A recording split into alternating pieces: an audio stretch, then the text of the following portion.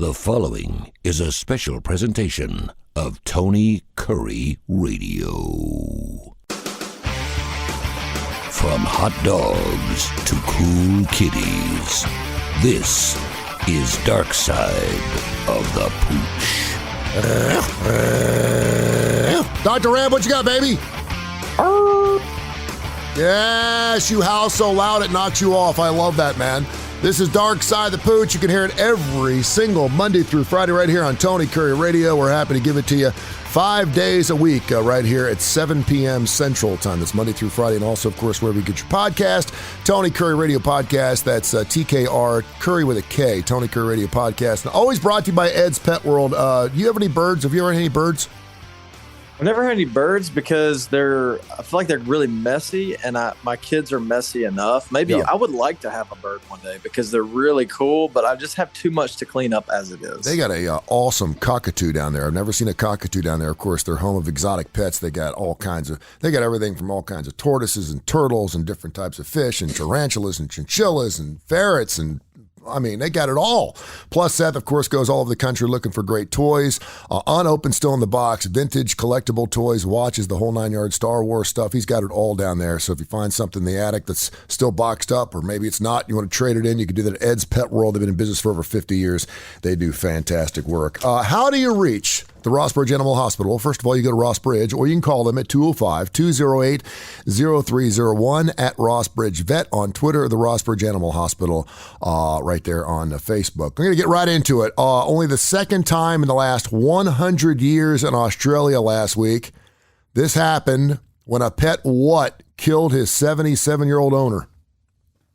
What pet killed its owner? Yeah. A snake of some kind. It was a kangaroo. The last time it happened, that's pretty amazing though, really. When you're talking about Australia, you would think there would be more deaths from kangaroos over the course of 100 years. The last one that happened was 1936. And basically, they don't kick you to death. They put you in a headlock. And what? Yeah. Veterinarians are like, listen, kangaroos will put you in a headlock and they just beat you senseless. They ended up shooting this 3-year-old kangaroo because once it had beaten its owner up, it wouldn't allow animal control to get near the owner to save his life. So they shot it and killed the 77-year-old. So kind of bizarre stuff. So I thought it'd be kind of fun to go through a list of 12 animals that cause the most deaths. You into this? Good one. I like it. Yeah, I'm ready. I'm not gonna know the answers, but if we're gonna do a quiz or something, I'm in. Okay, and this counts for insects too. So I will ask you, do you know which? And I'll tell you right now, it's an insect. What insect kills more people than any other animal on Earth every year? An insect kills more. Oh man. I guess in a roundabout way, this probably isn't true, but it's got to be the mosquito. It is the mosquito. Yeah, it is the mosquito. It kills 1 million people every single year. And then to be fair, humans are considered animals. We kill 475,000 of our own every single year. Then do you know? Less than I would. That's less than I would have thought, to be honest. You would think. Do you want to give me number 3? And you said it right top of the show. Snakes. Yeah, snakes kill 50,000 people. And then number 4.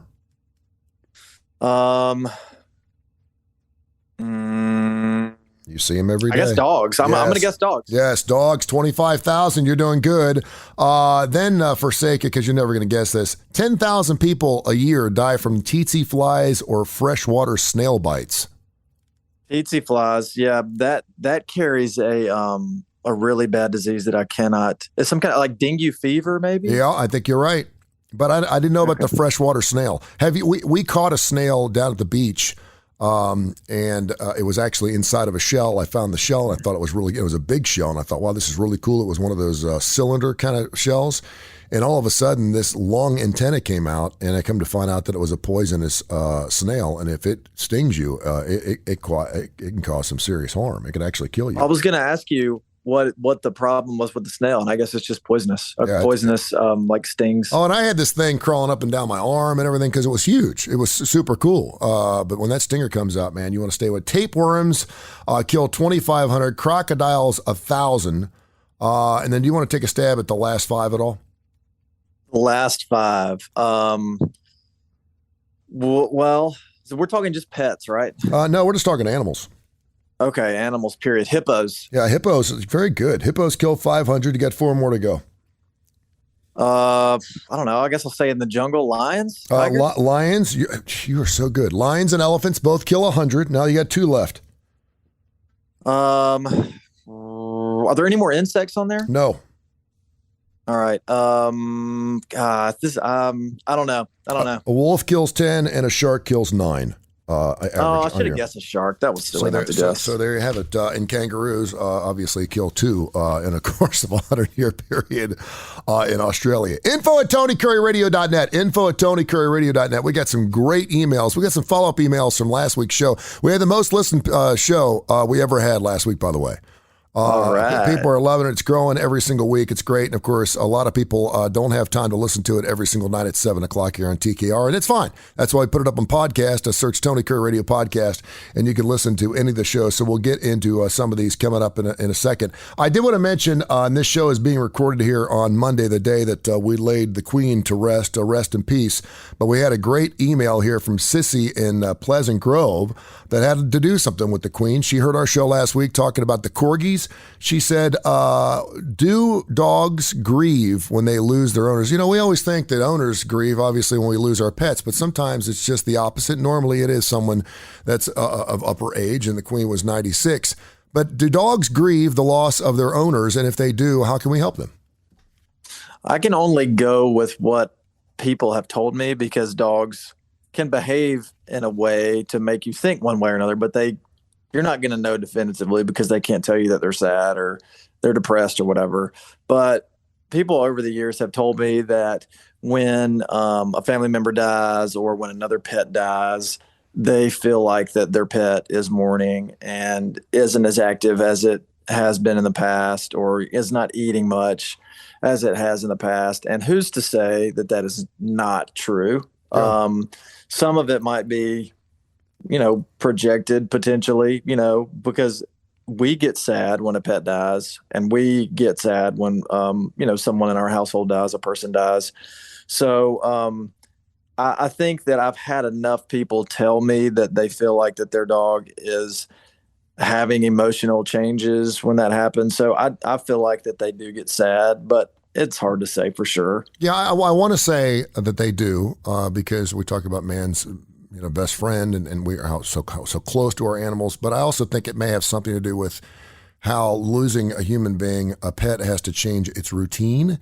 Maybe it's used to, I got like Frisco dog, loves to take a nap every day around 12:30. He loves to sit on my lap. He knows exactly, he gets all excited. He knows I'm going to sit in my chair for 30 minutes. He gets excited. Maybe the way they're fed, maybe if they're walked. How important is it to keep that routine for those animals? And I'm using the 4 corgis, obviously, that obviously the Queen had, because now all of a sudden their world's turned upside down. The routine is very important because if a dog doesn't get its treat at the same time, or fed at the same time, or let out at the same time, they're going to get anxious, and anxiety can create a whole host of other problems. So, routine is important, but it's, if you have to break the routine for one thing or another, people still have lives, and your kids have baseball games and softball games and dance and, all that kind of stuff. And you and your spouse have lives. So, it's, you want to maintain that routine, but at the same time, I've had people get really wrapped up in, for example, a dog is on a medication and it's made to be given 3 times a day, which is, basically every 8 hours. Mm-hmm. And, I've had people get just really tied up in a knot over, I can't do it every 8 hours because I have to work or I have school.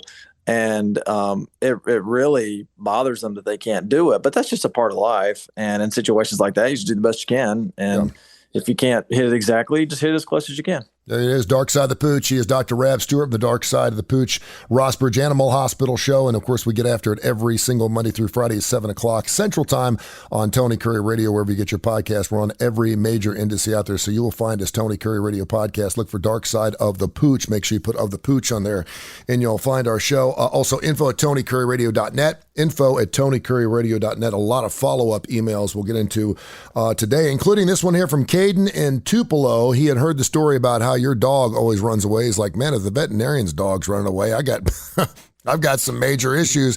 And we talked last week about what does that say about that dog? Is the dog not happy? Is it pretending like it's being beaten? Is it not being fed right? No, sometimes dogs just like to run away. So he said, what's the best tool to use to find your dog if it's a dog that runs away? Are there chips? Are there GPS trackings? Is there a GoPro, or is this something you can put in or on your dog to make sure you know exactly where it is 24 hours a day? And can you do something through your phone? This is a very timely question. Just this morning, we had a puppy come in, and he had a GPS tracker on his collar. Oh, yeah. And, it was a female dog, so the owner was a male, but on the dog's collar. So the female dog had a collar on her. And it was really interesting because I commented on it, and he said, the crazy thing is that company sent me this collar that I did not order. And I contacted him and said, hey, I didn't order this. And they said, no problem, just keep it. And he said a couple months later, they got a dog. So it worked out perfectly. They got the collar there you go. Before they got the dog. But yes, there are really cool collars that can track their steps and their heartbeat. And it can be a GPS tracker if they were to run away. And there's a bunch of them out there. And, if you so desire, you can look into that. The problem with those collars is they can be taken off or they can fall off, and then you're left with not knowing where your dog is. So the tried and true method of being able to get your dog back if it ever runs away. And again, this method isn't foolproof either, but it's getting a microchip implanted. The microchips are about the size of a grain of rice. It goes right under their skin via a needle, so they don't have to be anesthetized for it. It's not a surgical procedure. That microchip can be scanned by a microchip reader. Every veterinary practice will have one. Every humane society will have one.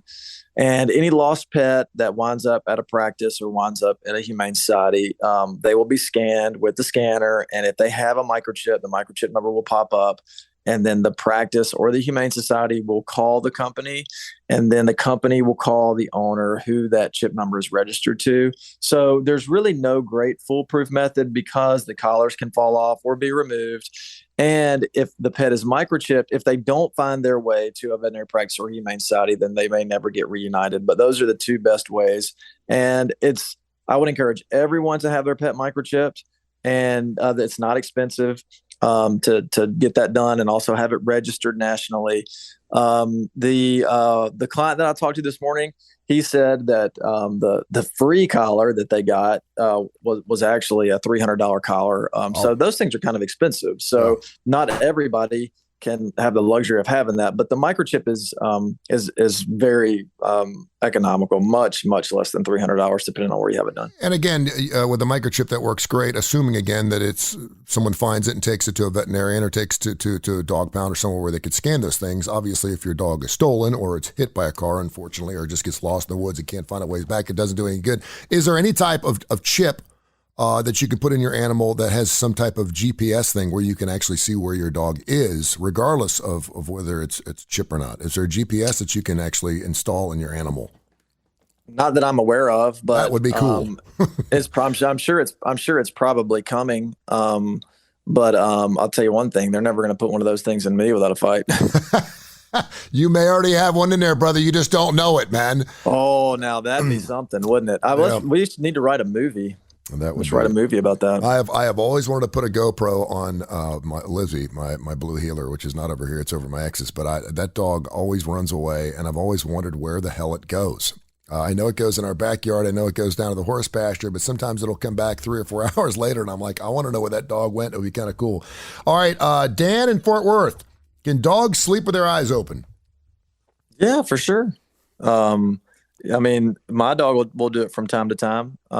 So yeah, easy answer. All right. And I actually saw Rainer, the dog, the other night. He was snoring he was like chopping logs. And I went over there and his eyes were wide open. His tongue was hanging out of his mouth.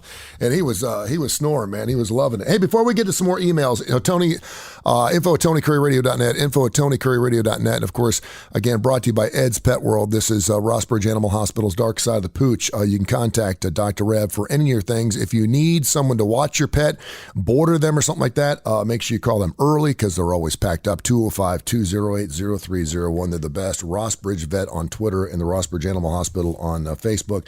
I saw this story that just came out just before we start our show today.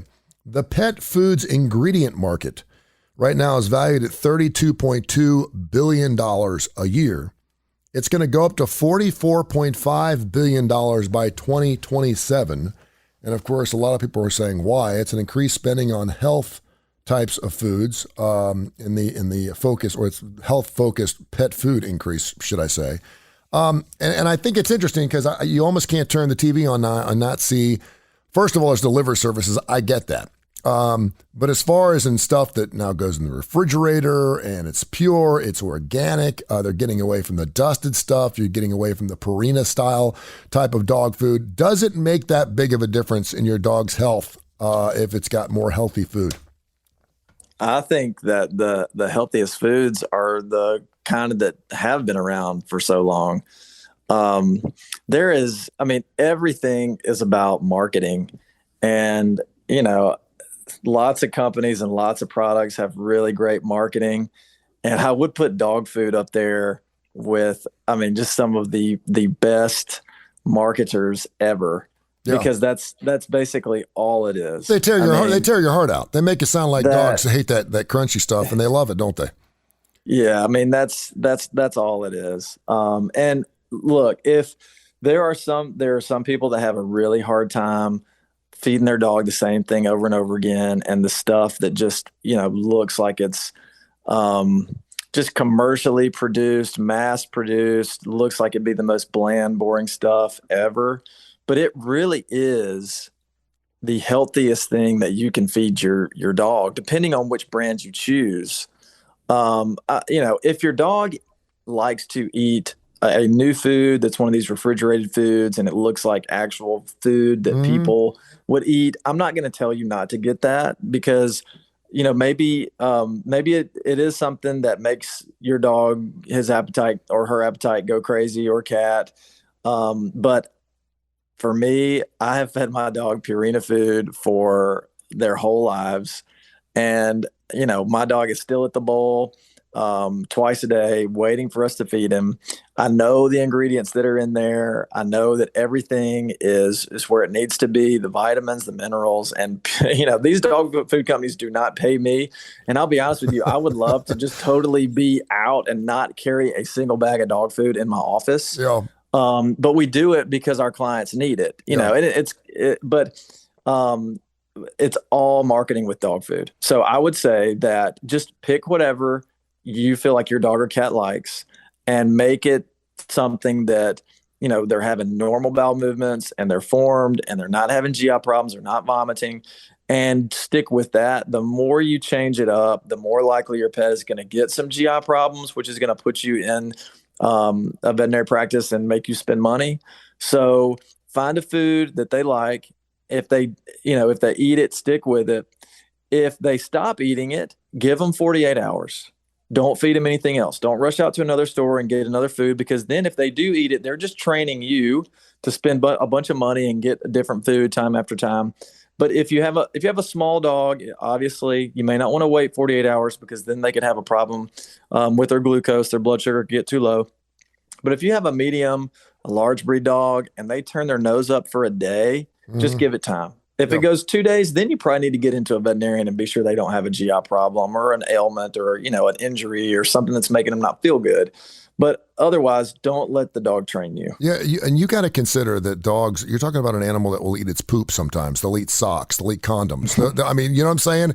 And so if you put down a bowl of something that looks like it's fresh out of the refrigerator, you're right. They're going to absolutely love it. They're going to look at it and you're going to think you're being a better pet owner. Are they going to live any longer? I'm not so sure. It's funny because now when you used to only have like 4 or 5 brand name pet foods and they were all the same. And now there's just a million. There's hairball stuff for cats. I don't even know if it works. Hairball science diet and it's just incredibly crazy. When you're trying to get your dog to lose weight, which is interesting because there is some science diet stuff like that. And I don't know what's different about it outside a regular bag of dog food. But if you're still giving it the same amount of food, is it not going to continue to get fat if you're not walking it and taking care of it? Well, there's a lot of prescription-based diets that are for certain ailments, and I stand behind those. Good. Foods for like if your pet is prone to having bladder stones or kidney disease or liver disease or even a dermatological problem or GI disease, then these prescription diets that are made by reputable food companies, I mean, we recommend every day. But it's these other brands that just have, a lot of advertising and, nice looking packaging. Those are the kinds that for me, it's just all about marketing and that's it. But we've had pets that have really turned around from having ailments because of certain prescription based diets, because so for example, if you have a dog that's overweight, there's going to be a prescription based diet that probably has more fiber in it so that they feel full and they're not eating as much. So they can be satisfied and not eat as many calories because it's just an added fiber. And there's foods, like I said, for kidney problems, and the protein is altered because the more proteins that go through the kidneys further damage the kidneys. So diets like that are really important if they have a medical condition. If you eat healthy and you're feeding the dog from the table every night, is that okay? Or are there things in dog food that dogs must have? There are things in dog food that they're not going to get from table scraps. And most notably taurine.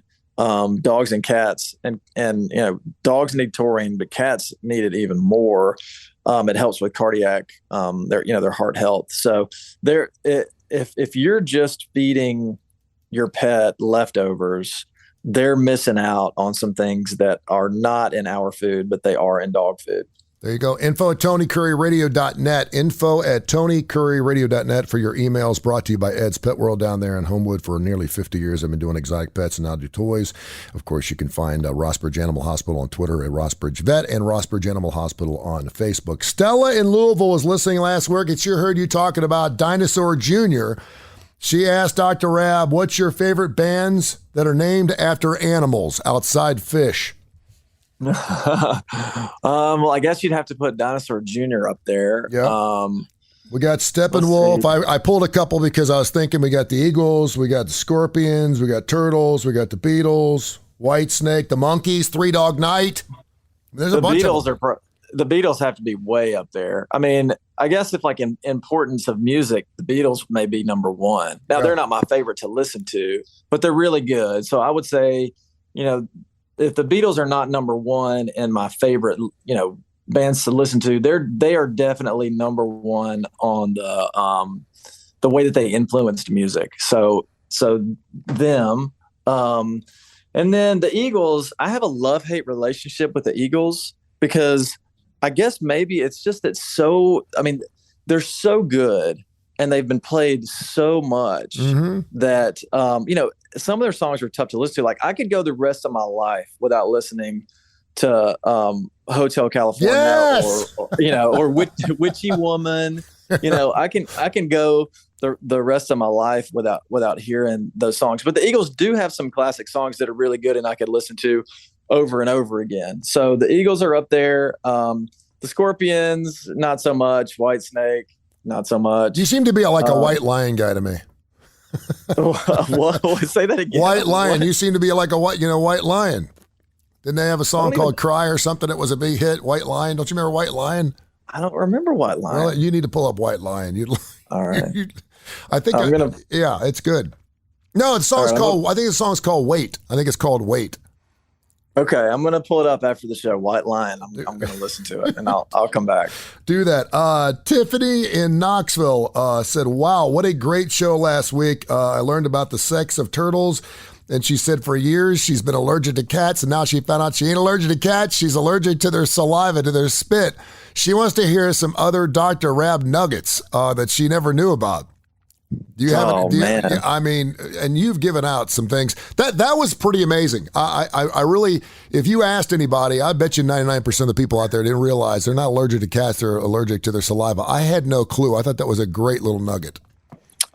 Yeah, I mean, I probably have more nuggets than I can think of right now. But the only, I mean, one of the ones that pops into mind just because it's happened recently is, and this is maybe more interesting than like earth shattering, but we have, if anyone out there could use this fact, we have a lot of people come into our office that are convinced that their dog has worms.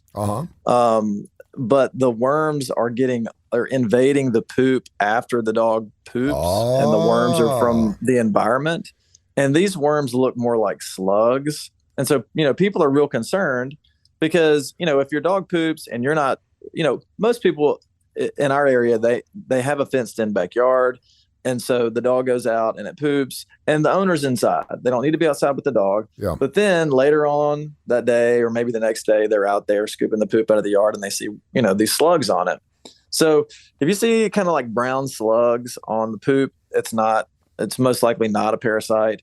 Things that are parasites are, they look like spaghetti noodles. Those are probably roundworms. If they kind of look like super thin and even shorter, maybe like an inch long, those could be hookworms. And if you see things that look like grains of rice, those are tapeworm segments. So that's just something recently that we've dealt with. And so that's probably fresh on my mind. So that's one thing. And is the consistency of the poop about the same, or is it more runny, or does the tapeworm change that? They can have, it really just kind of depends because dogs can have totally normal stool and have parasites. Yeah. And they can, it just kind of depends on how many they have and, what the effect is on their body. Just like anything else, some dogs are really hardy and you'd never see, any difference in their stool. Any good shows you're going to see anytime soon? I'm going to see The War on Drugs a week from when we were recording this episode. Nice. And they're, I mean, I guess I would say they're a rock band, but they're kind of like an indie, they don't rock too hard. And then in October, I'm going to go see Marcus King. And anybody out there that's listening right now, Marcus King has an opener, and his name is Neil Francis. And he is an incredible rock and roll pianist, keyboard player. And I don't know this guy. I wish I did because that's how incredible he is. But if you have any urge to go see Marcus King, and it's late October, don't go late and skip the opener because Neil Francis, he's been all over. Rolling Stone's been writing about him, and I mean he's incredible. Oh, where's it? Where they playing at? Avondale. Okay, all right. I may have to go check out that show with you.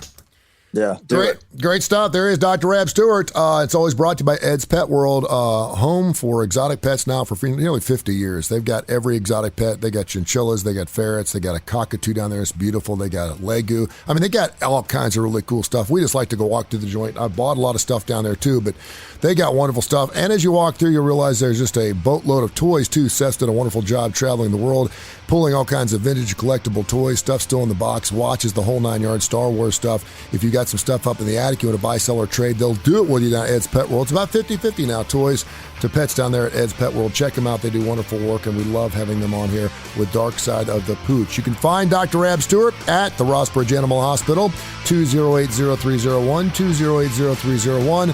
Rossbridge Vet on Twitter and the Rossbridge Animal Hospital on Facebook. Doc, as always, great stuff. We'll get back into it next week, man. Great show. Thanks, Tony. This has been a special presentation of Tony Kurre Radio.